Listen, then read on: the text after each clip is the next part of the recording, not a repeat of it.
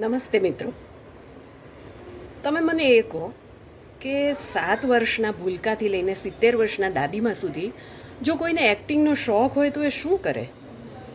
બહુ તો ઓળખીતા પાળખીતા સામે ભજવે કે નાના ગેધરિંગમાં ભજવે કે બહુ તો ફેસબુક જેવા સોશિયલ મીડિયા પર અપલોડ કરીને લાઇક્સ મેળવીને રાજી થાય. પણ એક્ટિંગ માટેની પારખી નજર ક્યાંથી લાવે? તો એનો જવાબ છે કમલેશ મોતા ઇન્ટરનેશનલ ડિજિટલ એકોક્તિ સ્પર્ધા. ગયા વર્ષે શોખ તરીકે મેં પણ આ સ્પર્ધામાં ભાગ લીધેલો.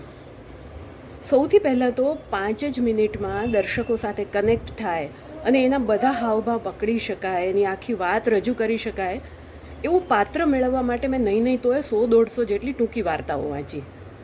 એમાંથી જેની સાથે હું રિલેટ કરી શકું એવું પાત્ર શોધીને એને મારી રીતે રૂપાંતર કરીને એકોક્તિ લખી.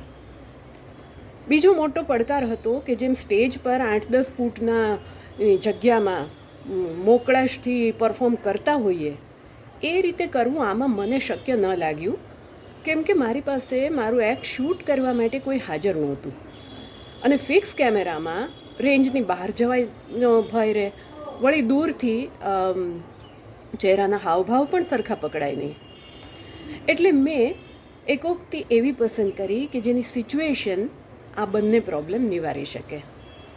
સૌથી વધારે મજા મને એ વાતની આવી કે મારી આખી મહેનત હું રંગભૂમિના દિગ્ગજોની પારખી નજર સુધી પહોંચાડી શકી. આખી પ્રક્રિયામાં આત્મવિશ્વાસ તો વધ્યો જ, પણ મસ્ત મજાની જર્નીનો સરસ મજાનો અનુભવ મળ્યો એ જુદું. તો તમે પણ આ વર્ષે ભાગ લેશો ને? ઉત્તમ કક્ષાનું આયોજન છે, ઉમદા હેતુ છે અને મદદ કરવા હંમેશા તત્પર એવી ટીમ છે. તો તૈયારી શરૂ કરો અને ફટાફટ તમારો વિડીયો આપેલી લિંક પર અપલોડ કરો. All the best guys.